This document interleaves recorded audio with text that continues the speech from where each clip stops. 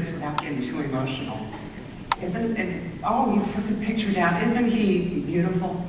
Zach, he's just, my daughter said, oh, Mom, he's so hot. So he is a very handsome man. And I was fortunate enough to get my life back because of him. My journey was a very short journey. I became ill in August of 2008. It happened very suddenly. Didn't really know what was happening. Ended up in the hospital, very sick. And the first thing that they thought of was that I had liver cancer.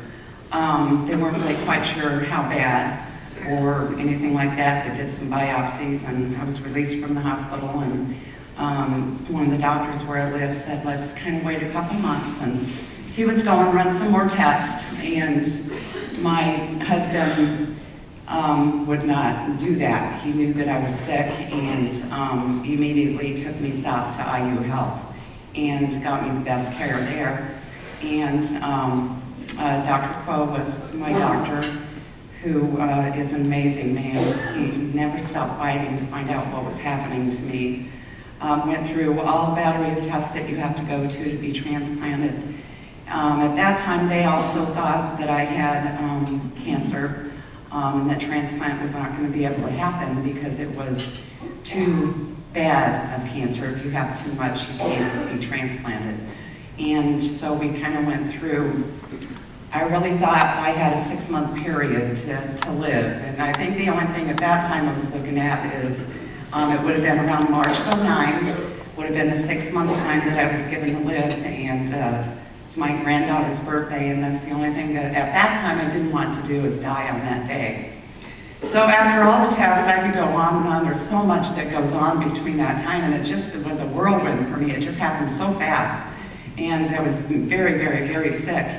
After all the testing, it was a Sunday, and I live north in South Bend, and Dr. Poe called me at home on a Sunday.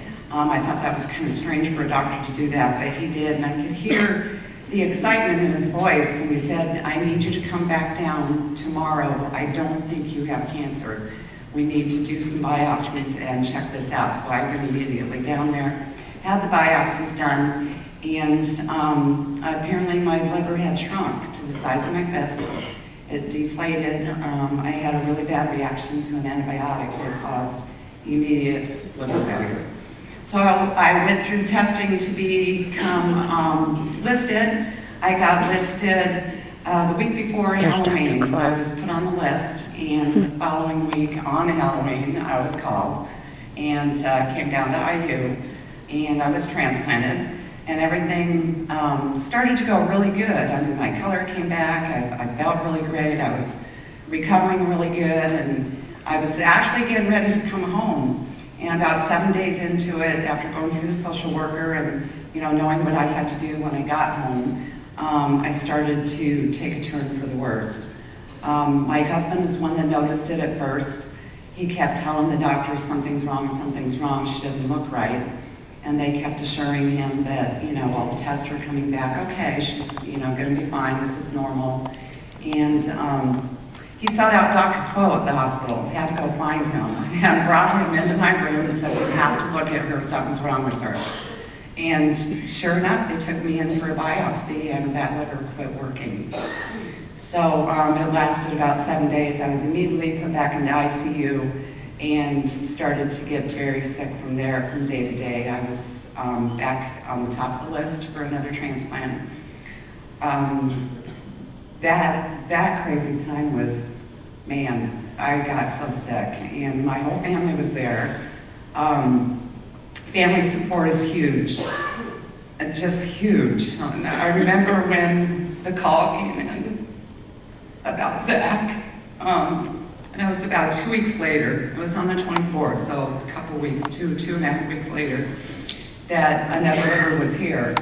And I just remember all the nurses came into my room, and they were so excited. They were jumping up and down and thumbs up, and my sisters and my family. And the first thing that I thought of was, you guys, somebody just died for this to happen. So it's kind of hard, you're excited and very sad at the same time.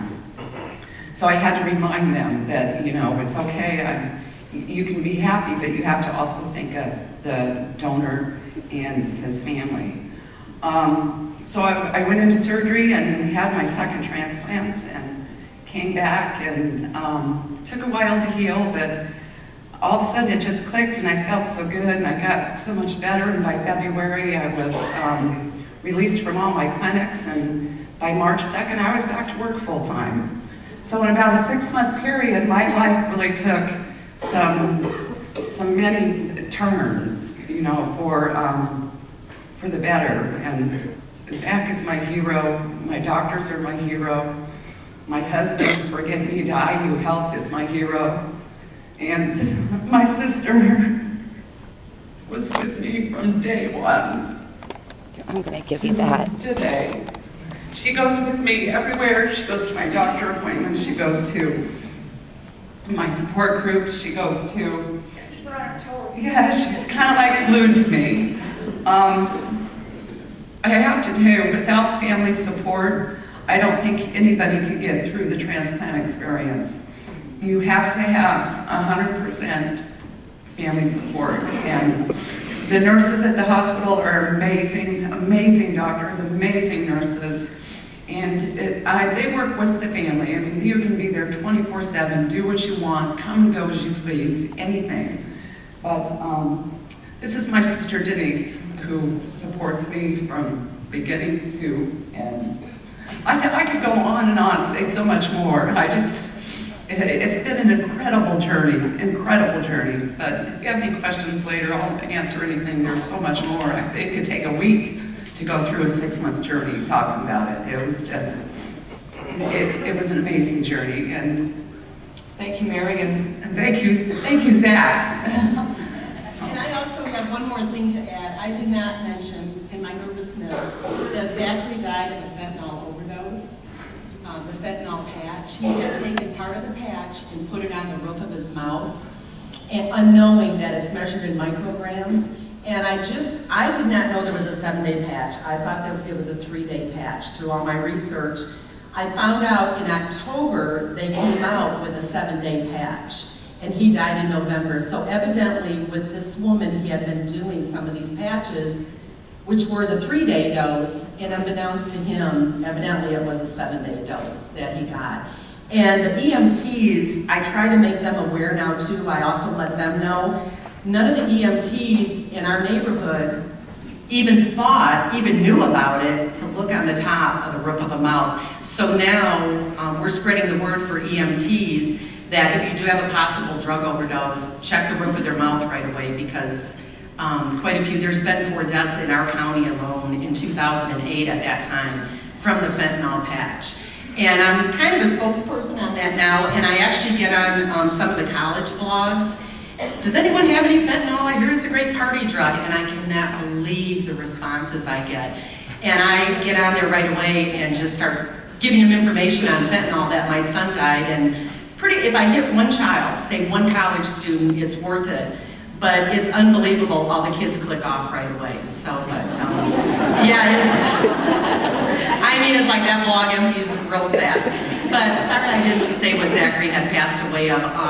Some people said, oh, maybe you shouldn't say what that is, but I think as a medical staff, people really need to know what it was, and for ER people and what to check for. So, and I'm glad I had this opportunity. Thank you.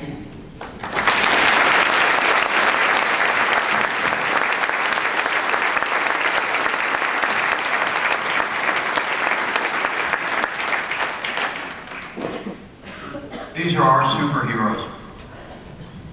Give them another big round of applause.